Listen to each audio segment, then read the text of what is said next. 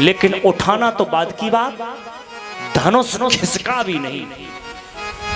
दूसरा भी हाथ लगाया उस अभिमानी राजा ने और उठाना चाहा, लेकिन उठाना तो बाद की बात, को खिसका भी नहीं। तमकी ताकी तकी शिव धनु धरई, तमकी ताकी तकी शिव धनु धरई, तमकी ताकी तकी शिव धनु धरई, तमकी ताकी तकी शिव धनु धरई, उठई न कोटि भांति बल करही, उठई न कोटि भांति बल करही, उठई न कोटि भांति बल करही। सुनिए, एक निवेदन कर दें, सीताराम जी बनाए हैं क्या?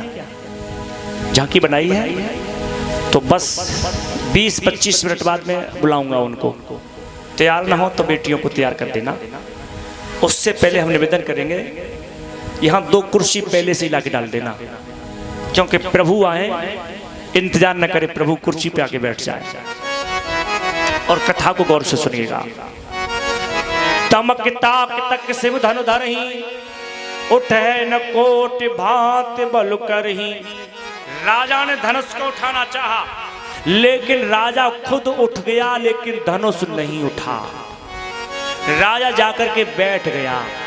फिर दूसरा राजा चला अपने देवताओं को मना करके, मैं जाऊंगा धनुष को उठा के चलाऊंगा। उस राजा ने भी पूरी ताकत लगाई, लेकिन धनुष नहीं उठा। एक एक करके राजा जब धनुष नहीं उठा सके तो बाबा तुलसीदास जी ने एक चौपाई लिख दी है कि भूप सहस 10 एक बारा, और लगे उठावन करहे नटारा। 10,000 राजा, कितने लगे? 10,000 राजा एक ही धनुष पर लग गए। अच्छा, एक राजा की 2 हाथ होंगे तो हाथ कितने हो गए?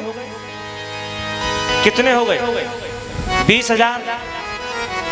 अच्छा, एक एक राजा को लाइन में खड़ा करो 10,000 को, तो क्या तुमको नहीं लगता है कि यहां से लाइन खुर्जा तक लग जाएगी? और अगर खुर्जा तक लाइन लग जाएगी तो धनुष कितना बड़ा होगा? और मान लीजिए कि अगर 10,000 राजाओं ने धनुष तोड़ दिया, फिर सीता जी का विवाह किसके साथ होगा? किसी विद्वान ने प्रश्न किया, गौर से सुने इस कथा को। किसी विद्वान ने इसका अर्थ निकाला कि भूप सहस, सहस माऊ सहस्रबाहु अर्जुन, वो बाणासुर, और 10 माने रावण। रावण ने और बाणासुर ने उठाया, इसलिए सहस 10 लिख दिया है। जबकि बाबा तुलसीदास लिख रहे हैं, रावण बाण महाभट मारे, और देखी सरासन कवै सिधारे। रावण ने धनुष को हाथ भी नहीं लगाया, उठाना तो बात की बात। फिर धनुष टूटा कैसे? कौन है ये जो एक ही बार में 10,000 लिख दिया? एक विद्वान ने अर्थ किया, एक बार में नहीं, एक एक करके 10,000 राजाओं ने पूरे दिन में उठाया। जहाँ को रघुवंश न महु जहाँ को होई, रघुवंश महु जहाँ को होई, तेहि समाज अस कहे न कोई, तेहि समाज अस कहे न कोई, तेहि समाज अस कहे न कोई। से पहले देख तो लिया होता कि जिस सभा के बीच में रघुवंश बड़ी राम बैठे हों, उस सभा में कोई वीर इस तरह से बात नहीं करता है। तुम धनुष को उठाने की बात कर रहे हो, श्री राम के चरणों की सौगंध खा के कहता हूं, अगर बड़े भैया आज्ञा कर दें तो जौरा और आज्ञा में पावो, कंदुक एव ब्रह्मांड उठाओ। अगर मेरे भैया राम आज्ञा करते हैं, श्री राम के चरणों की सौगंध खा के कहता हूं, धनुष को तो छोड़ो, ब्रह्मांड को ही गेंद की तरह उठा ले जाऊंगा। और इतना ही नहीं, काचे घट जिमे डारो फोरी। जैसे सामान्य व्यक्ति कच्चे मटके को फोड़ के डाल देता है, इसी तरह से मैं राम के चरणों की सौगंध खा के कहता हूं कि ब्रह्मांड को तमाचा मार के फोड़ के डाल दूंगा।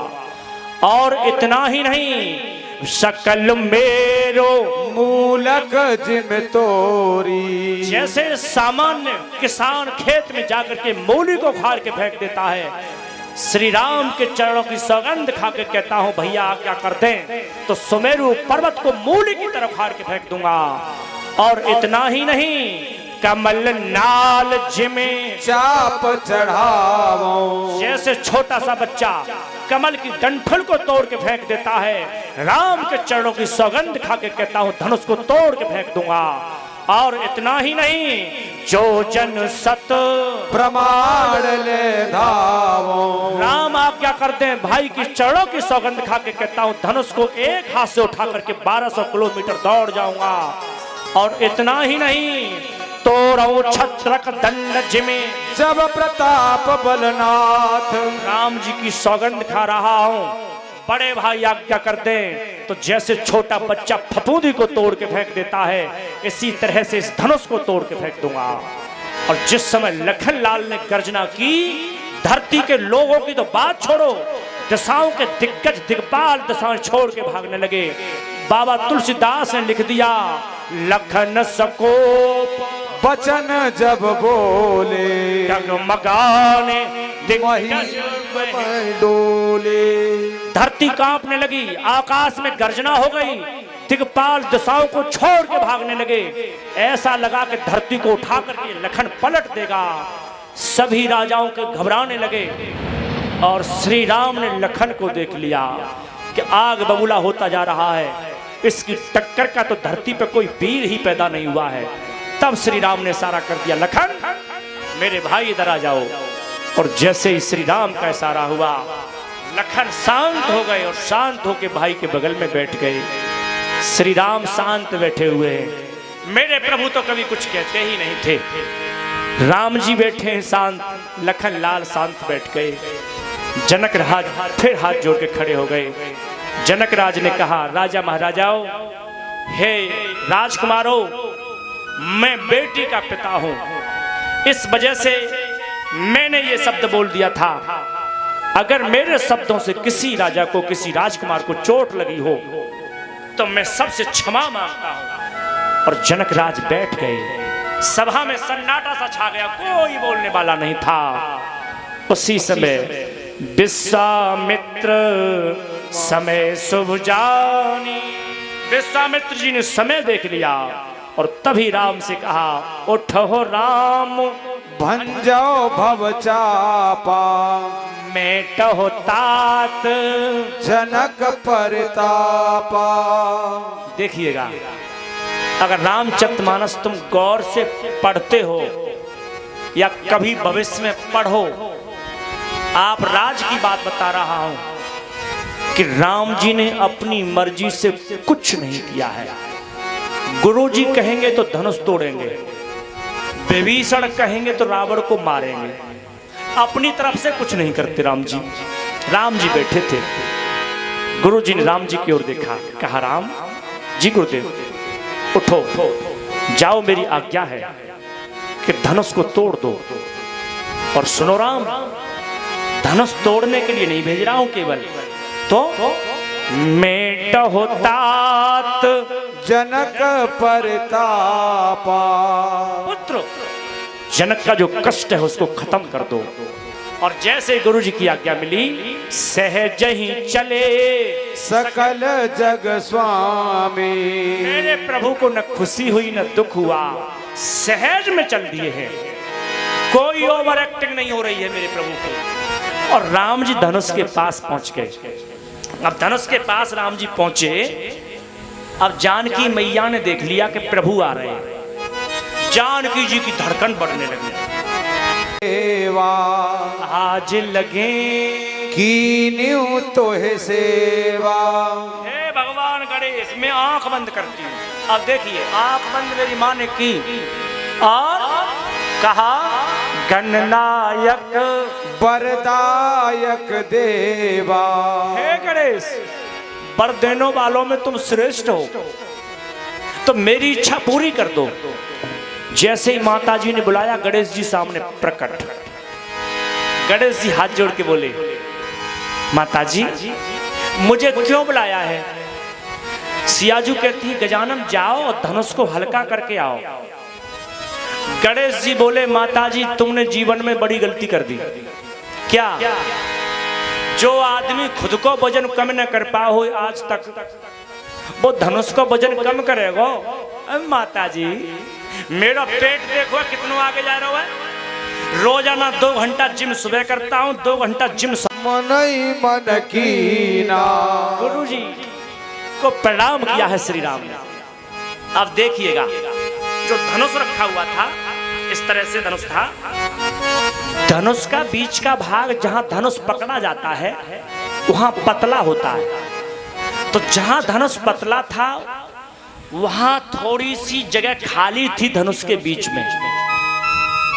अब आप प्रमाण मत मांगना, इस चौपाई के मैं 1-2 उत्तर दे रहा हूं, जो अच्छा लगे वो स्वीकार कर लेना। तो जगह जो खाली थी, और धनुष किसका है? शंकर जी का। अब जिसकी प्रॉपर्टी है उससे आज्ञा मांगनी पड़ेगी कि नहीं मांगनी पड़ेगी? प्रॉपर्टी किसकी है? महादेव की। तो महादेव की प्रार्थना की है, गुरु प्रणाम मन ही मन कीना। हे आदि गुरु महादेव, आप आज्ञा करो तो धनुष को तोड़ दूं, और तुम कहो तो धनुष को छोड़ दूं। महादेव प्रकट हो गए छोटे से रूप में धनुष के बीच वाली जगह पर। राम जी ने मन ही मन प्रणाम किया। क्यों? अगर राम जी पैर छू लेते तो पोल खुल जाती कि ये सामान्य नहीं है, महादेव स्वयं आए। इसीलिए श्री राम ने गुरु प्रणाम मन ही मन कीना। जोर से प्रणाम किया। महादेव आप आ गए? हाँ, आज्ञा करो, क्या करो? महादेव कहते हैं, जिसको मैं छोड़ देता हूं वो तोड़ने के लायक ही रह जाता है। मैं छोड़ देता हूं, इसीलिए तोड़ दो। एक अर्थ यह है। दूसरा अर्थ यह है कि कुल गुरु वशिष्ठ को याद किया है, क्योंकि राम के परिवार में जब कोई नया काम होता था तो अपने गुरुजी को याद किया जाता था, और गुरुजी वहां थे नहीं, गुरु तो अयोध्या में बैठे हुए हैं। इसीलिए गुरु प्रणाम मन ही मन कीना। तिलांघव उठाए धनुलीना। कहीं छड़ राम मध्य धनु तोरा। सुनिएगा मेरी बात को, राम जी को धनुष तोड़ना था।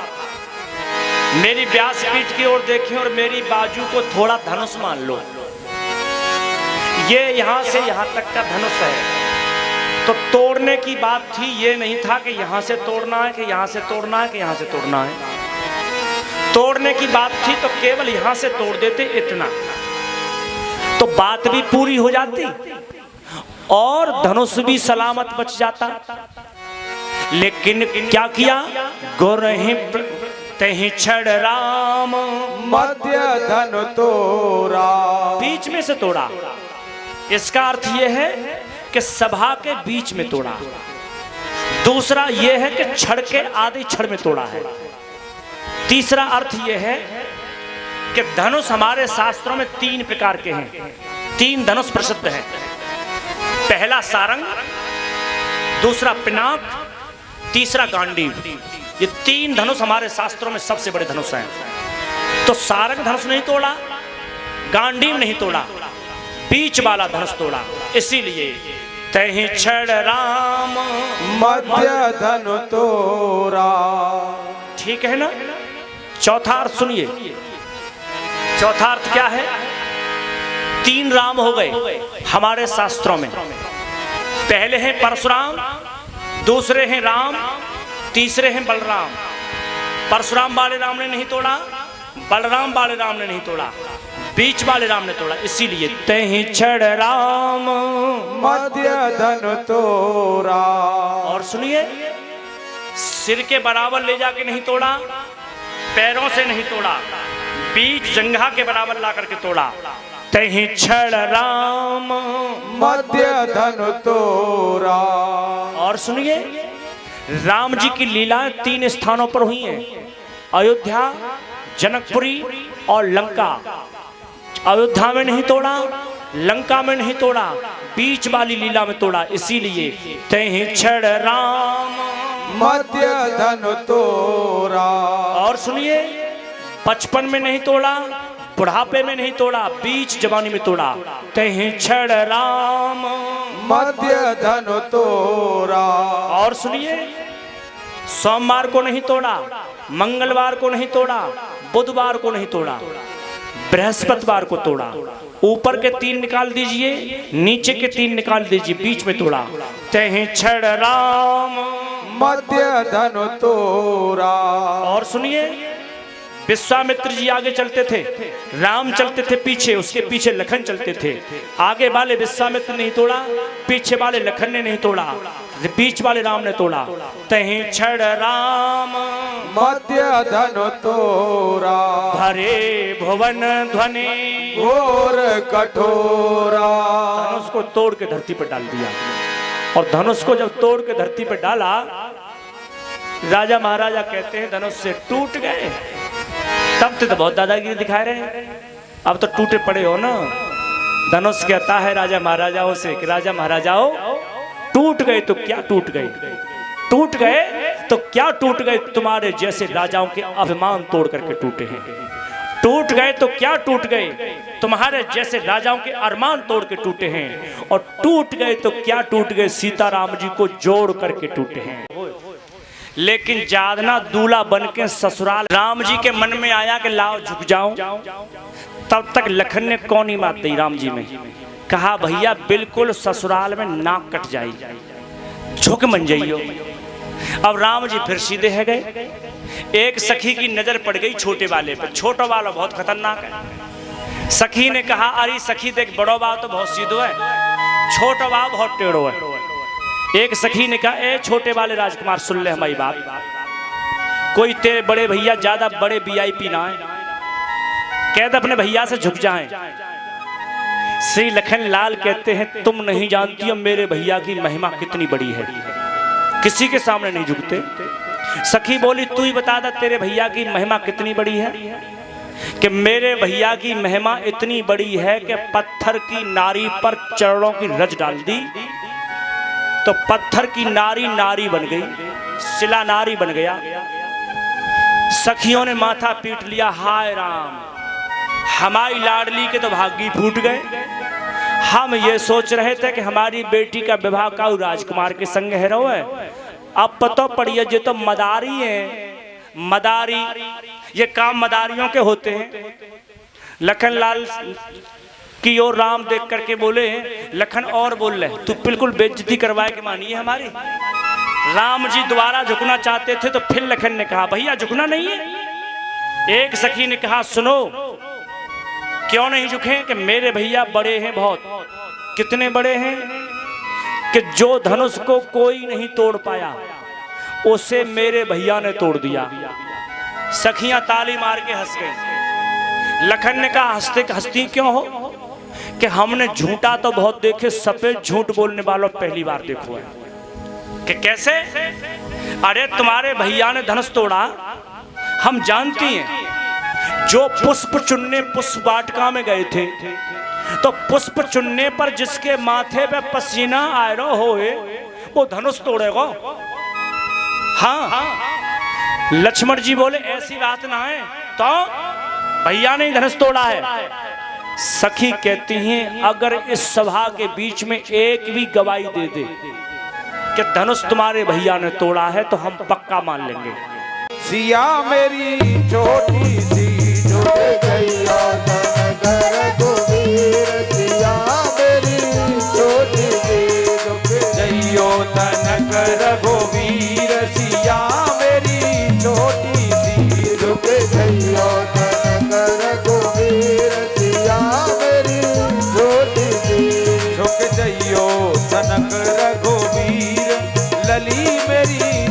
छोटी सी झुक जइयो तन रघुवीर सिया मेरी छोटी सी। अरे तुम ऊंचे कर पहुंचत नाई, तुम ऊंचे कर, तुम ऊंचे कर पहुंचत नाई, तुम ऊंचे कर पहुंचत नाई। कृपा करो मत धीर सिया मेरी छोटी सी झुक जइयो तन रघुवीर सिया मेरी छोटी सी झुक जइयो तन रघुवीर सिया मेरी छोटी सी। कब से खड़ी पग दुखन लागे, कब से खड़ी पग दुखन लागे, कब से खड़ी पग दुखन लागे, कब से खड़ी पग दुखन लागे। क्यों बनते हो बेपीर सिया मेरी छोटी सी, क्यों बनते हो बेपीर सिया मेरी छोटी सी झुक जइयो लला रघुवीर सिया मेरी छोटी सी।